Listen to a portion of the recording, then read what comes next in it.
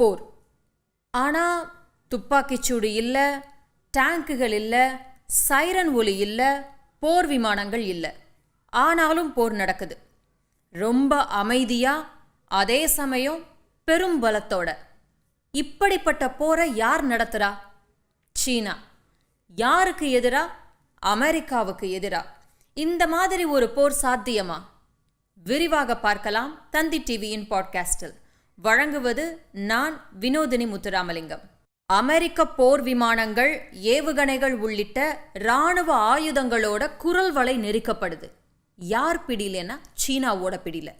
அப்படி என்ன பயங்கரமான ஆயுதத்தை வச்சு சீனா இந்த போரை நடத்துது அப்படின்னு தானே கேட்குறீங்க? மேக்னெட்ஸ். எஸ், காந்தங்கள். கேட்க வியப்பா இருந்தாலும் அதுதான் உண்மையா நடந்துகிட்டு இருக்கு.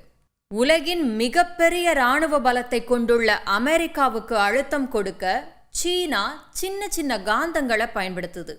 ஏன் அப்படிங்கிறத விளக்கமா பார்க்கலாம். இன்னைக்கு சூழல்ல அதிநவீன இராணுவ ஆயுதங்கள்லாம் என்னென்னு பார்த்தோன்னா, ட்ரோன்கள், போர் விமானங்கள், நீர்மூழ்கி கப்பல்கள், ரேடார்கள், இப்படி சொல்லிக்கிட்டே போகலாம்.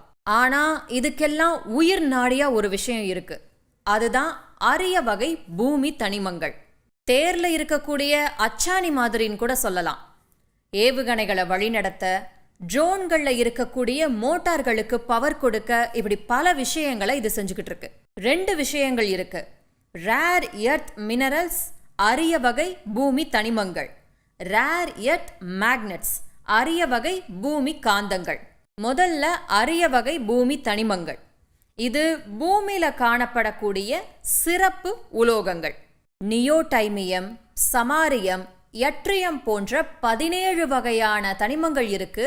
ஆனா இது ரொம்ப அரிது அப்படின்னு ஏன் சொல்லப்படுதுன்னா, இது பெரிய அளவில் கிடைக்கிறது கொஞ்சம் கடினம்தான். அடுத்து அரிய வகை பூமி காந்தங்கள்.